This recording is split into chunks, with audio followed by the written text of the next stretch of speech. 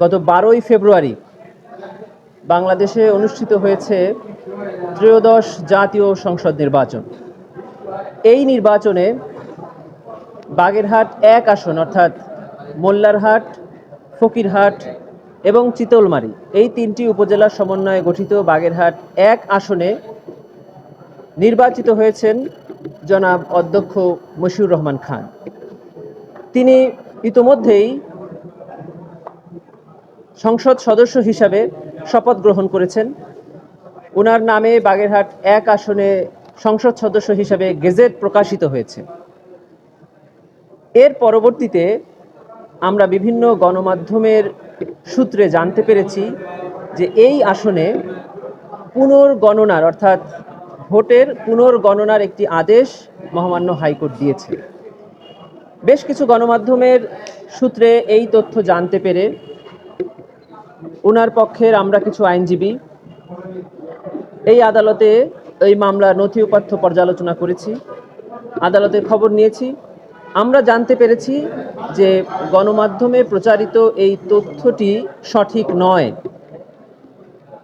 বাগেরহাট 1 আসনের পুনর্গণনার কোনো আদেশ মহামান্য হাইকোর্টের নির্বাচনী যে বেঞ্চ সেখান থেকে দেওয়া হয়নি। আমরা জানতে পেরেছি যে হ্যাঁ, পুনর্গণনার একটি আবেদন ওই আসনের একজন পরাজিত প্রার্থী আবেদন করেছিলেন।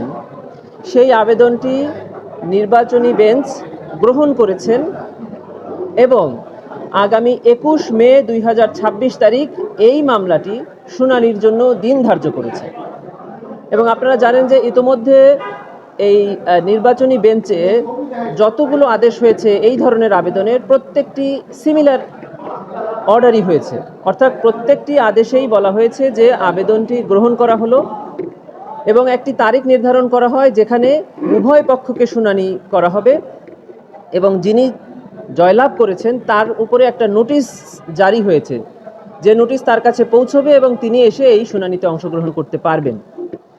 ইন দি মিন টাইম যে ব্যালট ওখানে হয়েছে সেই ব্যালটগুলো প্রিজার্ভ থাকবে। গভর্নমেন্টকে এই ধরনের একটা ইনস্ট্রাকশন দিয়েছে। এই ধরনের আদেশ বেশিরভাগ মামলাতে বা সবগুলোতেই হয়েছে, যতগুলো উনি অ্যাডমিট করেছেন।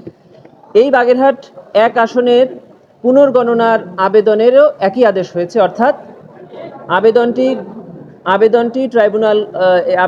নির্বাচনী ট্রাইব্যুনাল গ্রহণ করেছেন এবং এই আবেদনের উপরে উভয় পক্ষকে নোটিশ জারি হয়ে ফিরে এসে শুনানির দিন ধার্য করেছেন 21 মে 2026। এর মধ্যবর্তী সময়ে এই আসনের ব্যালটগুলো প্রিজার্ভ থাকবে, অর্থাৎ পুনর্গণনার সরাসরি কোনো আদেশ হয়নি। প্রিয় সাংবাদিক বন্ধুরা, আপনারা জানেন যে এই ত্রয়োদশ জাতীয় সংসদ নির্বাচনে অলরেডি সংসদের অধিবেশনের সময় নির্ধারণ হয়েছে, তারিখ নির্ধারণ হয়েছে।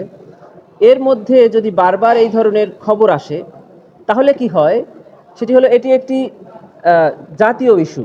ধরেন সেখানে 3টি থানা মিলিয়ে একটি কনস্টিটিউয়েন্সি, সেখানে এক পক্ষ জয়ী হয়েছে আর এক পক্ষ পরাজিত হয়েছে। পরবর্তীতে উভয় পক্ষ যারা পরাজিত হয়েছেন তারা মেনে নিয়েছেন, সেইভাবে চলছে। কিন্তু যখন এলাকাতে একটা খবর যায় যে পুনর্গণনার আদেশ হয়েছে, বিজয়ী পক্ষের মনে একটা সন্দেহের সৃষ্টি হয় যে আবার নতুন কোনো সিদ্ধান্ত আসবে কিনা, এবং পরাজিত পক্ষের মধ্যে এক ধরনের উদ্দীপনা বা সহিংস ভাব আমরা দেখতে পেয়েছি। এই ধরনের খবরে এলাকাতে কিছু সহিংস ঘটনারও ঘটতে পারে এবং ঘটছেও বলে আমরা জানতে পেরেছি। আমি বা আমাদের পক্ষ থেকে আপনাদের সকলের কাছে নিবেদন যে এই ধরনের সংবাদ সম্পূর্ণ নিশ্চিত হয়ে তারপরে আপনারা প্রচার করবেন, অথবা যে আইনজীবী এই মামলা শুনানি করেছেন অথবা যে আইনজীবীরা এই মামলার সাথে সম্পৃক্ত তারাও যখন গণমাধ্যমের কাছে এই ধরনের বক্তব্য পেশ করবেন, পরিষ্কার সঠিক তথ্য পেশ করবেন যেন মানুষ বিভ্রান্ত না হয়। আপনাদের মাধ্যমেই তো এই জাতি সচেতন হয়, আপনাদের মাধ্যমেই তো এই জাতি সঠিক খবর পায়।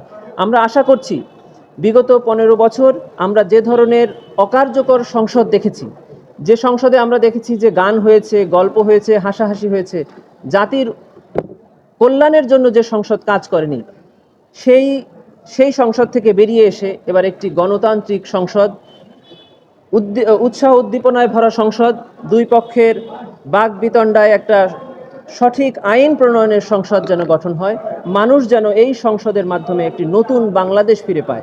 জুলাই গণঅভ্যুত্থানের শহীদদের রক্তের বিনিময়ে একটি সুদৃঢ় সংসদ যেন মানুষ ফিরে পায়, এই আশাবাদ আমি আপনাদের মাধ্যমে ব্যক্ত করছি। জি, ধন্যবাদ।